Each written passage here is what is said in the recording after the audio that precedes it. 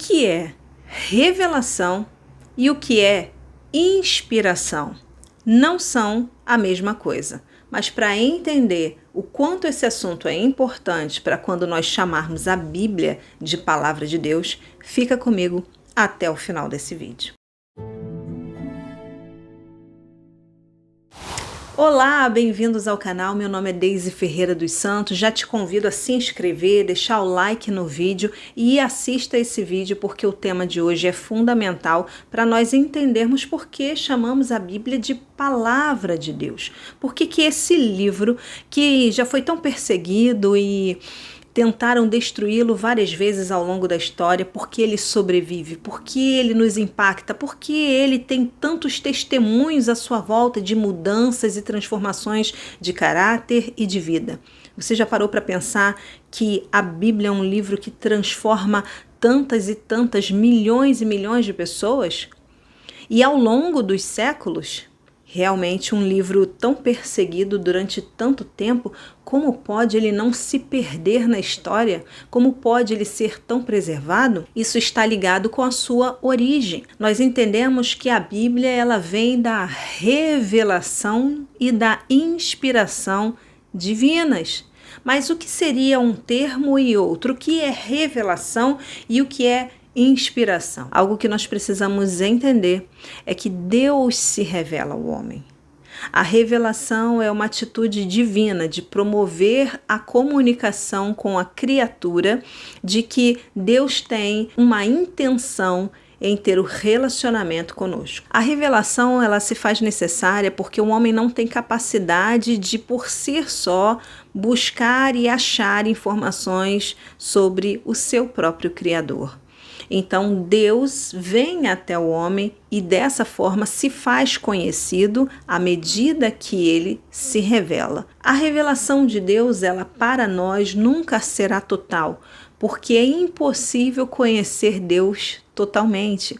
Só Deus, só a mente de Deus, só a pessoa de Deus pode compreender quem Deus é. O homem não tem essa capacidade. Para entendermos um pouco mais sobre esse conceito de revelação, nós precisamos diferenciar as formas como Deus se revela. Na verdade, nós dividimos a revelação em duas partes. Uma nós chamamos de revelação geral e a outra nós chamamos de revelação especial. Para nós definirmos cada uma delas, vamos começar pela revelação geral. A revelação geral de Deus está atrelada à obra criada. Quando o homem contempla as criações do universo criado.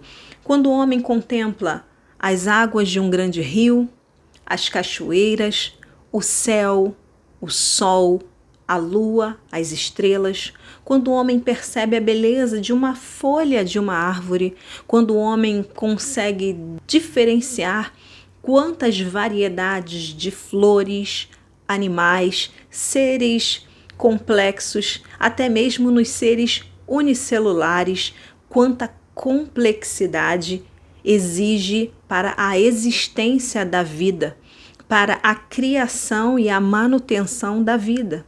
Seja ela no planeta, seja ela à nossa volta, seja ela humana, seja ela animal. Essa linguagem, mesmo que sem fala, sem pronúncia narrada da natureza, ainda assim expressa a grandeza do Criador. Leia comigo o Salmo 19, verso 1 ao 3. Os céus declaram a glória de Deus e o firmamento anuncia a obra das suas mãos. Um dia faz declaração a outro dia, e uma noite mostra sabedoria a outra noite. Não há linguagem nem fala onde não se ouça a sua voz. Esse salmo expressa a grandeza da beleza da natureza, como se tudo que Deus fizesse, ele deixasse uma assinatura da sua grandiosidade. Por isso que os céus, a terra, o mar e todas as coisas criadas anunciam que elas têm uma assinatura, um Criador por detrás da sua existência. Importante também dizer que a revelação geral é uma comunicação de Deus a todas as pessoas de forma universal. não é uma comunicação exclusiva a um tipo de povo ou a um lugar, mas é uma comunicação geral a todas as pessoas. E da mesma forma, embora seja muitas das vezes percebida e recebida por cada um de forma individual. Agora vamos entender o que seria revelação especial. Apesar da magnitude, da beleza da revelação geral, Deus ele sempre fez questão de ter um relacionamento mais pessoal com a sua criação. Sempre, em todas as épocas explicitadas no texto sagrado, em todos os momentos que esse texto conta a sua história e a história do povo de Deus e as suas narrativas, nós vemos que o Criador ele tem contato com a sua criação, seja através de um profeta, seja através do texto bíblico, seja de alguma forma esse Criador vai se revelar não só através da obra criada, mas a si mesmo ele vai procurar essa criatura e manter um relacionamento com ela. Como vemos isso? Desde o Gênesis, desde Adão e Eva, quando Deus, na viração do dia, vinha sempre encontrar aquele homem e aquela mulher, mantendo assim um relacionamento com eles. A revelação especial de Deus está ligada à sua automanifestação, à sua autorrevelação, ao seu promover conhecimento de si mesmo diretamente ao homem. Isso muitas das vezes está ligado àquilo que lemos na Escritura como assim diz o Senhor, ou como visão de algum profeta, algo que foi dado diretamente, revelado diretamente de Deus ao homem. Essa revelação ela é chamada de especial. E como ela ocorre? Como podemos defini-la? Apesar de Deus ter se revelado a Adão e Eva mesmo antes da queda, é após a queda do homem, após o pecado original de Adão e Eva, que nós percebemos o quanto foi necessária essa atitude de Deus para que o homem reconhecesse a sua necessidade de redenção, promovesse neste homem o arrependimento, lhe desse direção do caminho a seguir para retornar ao encontro de redenção com esse seu Criador. As três características principais dessa revelação de Deus é primeiramente que ela é pessoal. Isso explica o quão próximo Deus estava do seu povo. Isso explica o quão generoso Deus foi em ele buscar esse contato direto com o homem. A segunda característica dessa revelação de Deus é que ela é antrópica, ou seja, ela é para o homem, ela é na linguagem que o homem reconhece, ela é em linguagem que o homem pode compreender. Ela traz também a misericórdia e a generosidade de Deus ao comunicar conosco, justamente porque ela é entendível para nós. Ela é na medida exata que o nosso raciocínio pode receber, pode acompanhar. Imagina se Deus começa a falar em uma língua que nós não entendemos, mas essa mensagem de Deus, ela chega perfeitamente para aquele a quem Deus a comunica. Ela chega de forma que ele entende, recebe, capta e pode fazer uso daquela mensagem para promover aquilo no qual Deus está lhe movendo. Sabendo das nossas limitações, Deus ainda promove uma linguagem para nós com analogias. Essa linguagem analógica nos permite entender o desconhecido a partir daquilo que conhecemos. É mais uma graciosidade de Deus em passar essa revelação, em transmitir essa revelação de uma forma que nós possamos entendê-la completamente. Assim sendo, meus queridos irmãos, nós temos como uma revelação especial de Deus seus atos, feitos e palavras explicitados e descritos na história que hoje só chegaram até nós por conta de um texto que foi escrito. Mas como ter a plena certeza de que essa revelação que chega até nós é aquela revelação dada pelo próprio Deus a essas pessoas em singularidade na história.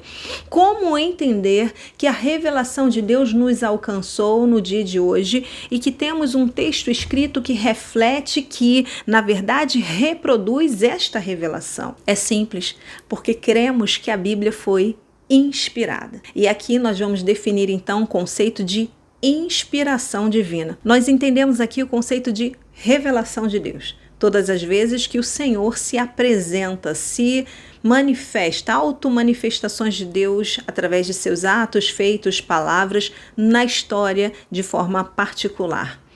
Mas Deus também fala através da obra criada. A natureza anuncia as obras do Criador. E isso é uma revelação geral de Deus. Mas em termos de revelação especial, nós temos um registro que as documenta, que fala dessas manifestações de Deus ao longo da história. E nós temos esse texto aqui, a Bíblia Sagrada. A Bíblia registra todas essas revelações de Deus que chegaram até nós, que estão de posse do nosso conhecimento. Mas como entender que esse registro é um registro fiel? Como pode ser que dizemos que a Bíblia é a palavra de Deus se ela foi escrita por homens? Mas será que é somente isso? Será que esses homens falaram de si mesmos? Claro que não. A forma de Deus preservar a revelação especial dele na história, já que a revelação geral é a mesma em todas as épocas e lugares, mas a revelação especial ela precisaria de uma forma de preservação. Uma forma de ser conduzida com o mesmo caráter da revelação quando ela parte do próprio Deus. E a partir de então, Deus levanta algumas pessoas que ele elege na história para registrarem a história conforme ele a revelou. O Deus que revela é o Deus que promove a preservação daquilo que ele revelou. E é nesse sentido que nós entendemos a inspiração. Deus levanta mais de 40 homens na história, aos quais ele separa para esta obra. Diante disso, essas pessoas cremos que, inspiradas pelo Espírito Santo, receberam de Deus, de forma plenária verbal, aquilo que entendemos como inspiração do Espírito Santo, o Espírito Santo de Deus testificando com o espírito desta pessoa, de forma que não é uma psicografia ou uma voz no ouvido, mas o Espírito Santo conduzindo na mente do escritor, palavra por palavra, daquilo que deveria ser registrado. E essa inspiração, esse conceito de inspiração faz com que nós tenhamos o princípio para estabelecer o cânon das Escrituras e podermos entender que a Bíblia que chega hoje nas nossas mãos é, de fato, a palavra de Deus.